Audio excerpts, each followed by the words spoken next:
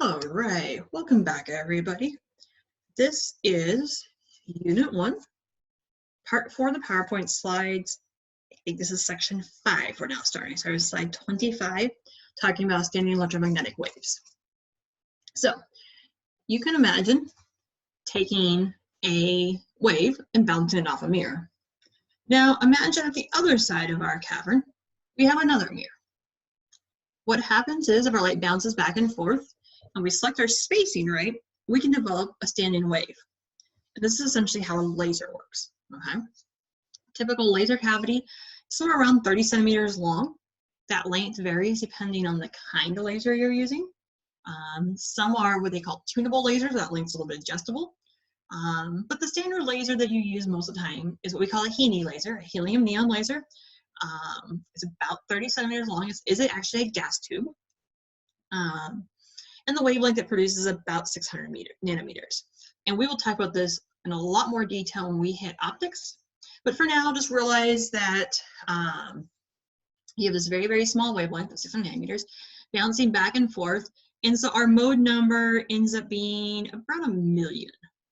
Okay, so we have about 1 million oscillations between one end and the other end of our laser tube. Now, our laser has a really good mirror on one end, a full reflector, and on the other end, we call it partially silvered mirror. So we have a partial reflector that allows some of the light to be reflected back, but some of the light's allowed to escape. Otherwise, if we didn't have a way for light to escape, our laser would just build up higher and higher and higher inside. More and more energy inside, none of it can escape out of it. So we want a laser beam coming off the front.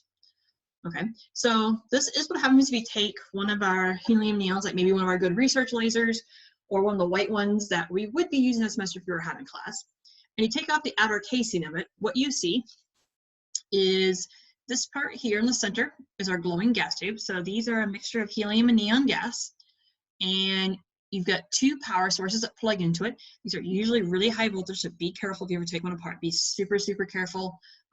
Don't touch anything. So you have this thin glass tube, usually surrounded by some kind of a casing to protect it. On this end back here, you have your fully silvered mirror. This end here where the light comes out, you have your partially silvered mirror. And then it comes out as a small thin beam. This is also created by having standing waves.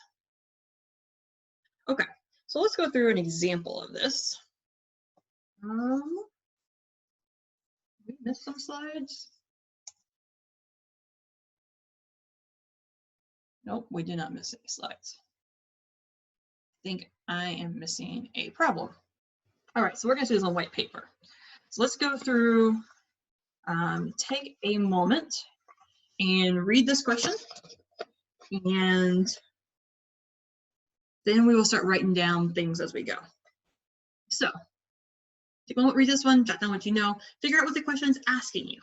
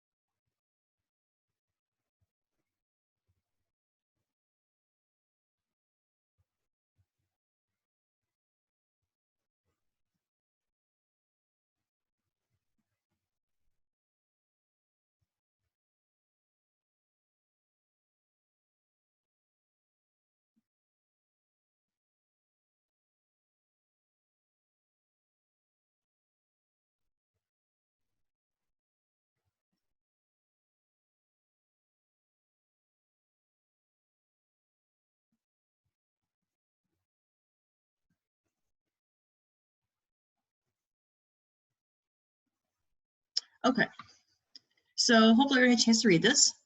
There's two bits of information they tell us.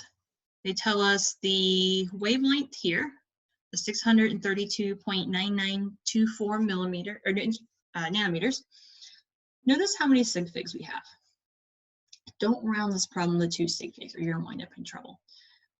This problem has what, 7 sig figs in one number and 6 in the other. So you want to keep 6 or 7 sig figs throughout this entire calculation.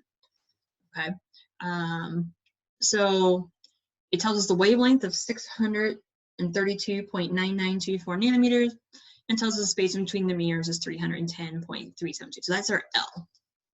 The two questions we're trying to address is what is the mode? So what number? What is that M? And what is the next longest wavelength? So I'm going to switch this over to the document camera. Hopefully everybody has what they need to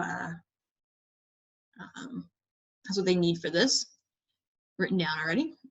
And let's go to our screen. Okay, so we're looking for M. How do we find our mode if we know our cavity? Okay, if you remember, we had something like lambda M was equal to what?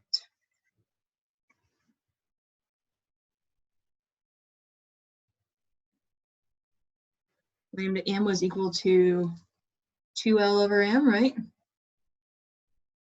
So we solved this thing for M. So M is equal to 2L over lambda. And we're going to solve for M. So we know what lambda is already. We know what L is already. So we are going to get 2 times 310.372 millimeters.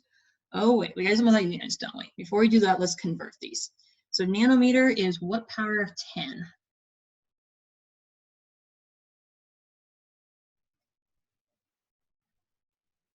Nanometers is times 10 to the negative 9 meters. And millimeters is 10 to the negative 3 meters. So that's going to be 310.372 times 10 to the negative 3 meters. So let's put all that in now. So our L is 310 times 10 to the negative 3 meters divided by 632.9924 times 10 to the negative 9 meters. Once again, make sure you're using parentheses in your denominator if it's in your calculator. Otherwise, you may want to multiply by 10 to the 9. It's not two good things. And when we do this, you should get for M a value of 980,650. So that's your value of M. That's how many bumps, essentially, we have inside of our laser for our Heaney laser. Now, the next part, B, is asking us about our next longest wavelength.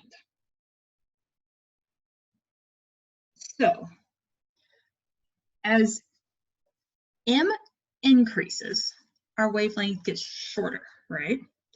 So if M is getting bigger as we go by N, as we increase, our next longest wavelength is going to occur at M minus 1.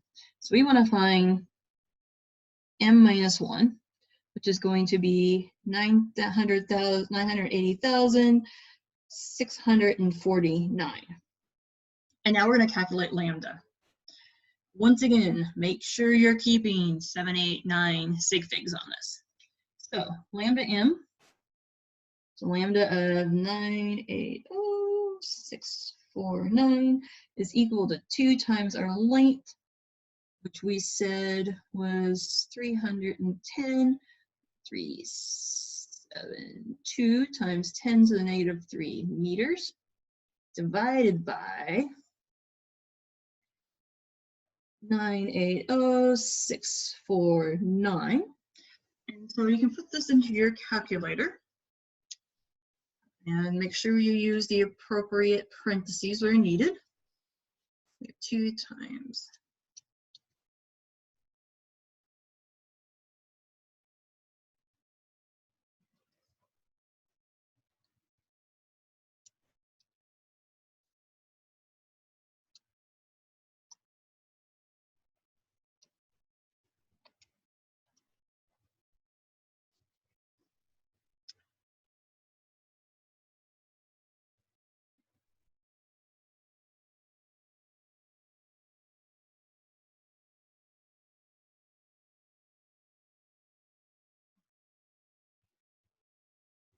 which should give you a number that looks something like 63299, whoops, this one was 6.32993 times 10 to the negative 7 meters. Okay. But usually we talk about wavelengths of light in terms of nanometers rather than in terms of meters. So let's convert this to nanometers. How many or what's the 1 nanometers, how many meters? 10 to the negative 9. So we're moving this 2 spots over. So we're going to write this as 632.993 times 10 to the negative 9 meters. Okay. Now, let's actually keep one more sig thing. So after your 3 should be a 0. Let's keep that 0 there so we can compare that. 0. So for the nanometers, we're going to have 632.9930 nanometers, right? So compare our values. We had 632.9924. One mode higher or one mode lower is 632.9930. So there's very, very, very little difference. So ideally, your lasers will be set to just the right length where you only get one of those wavelengths coming out at that time. All right. Let's pause here and we will start the new video.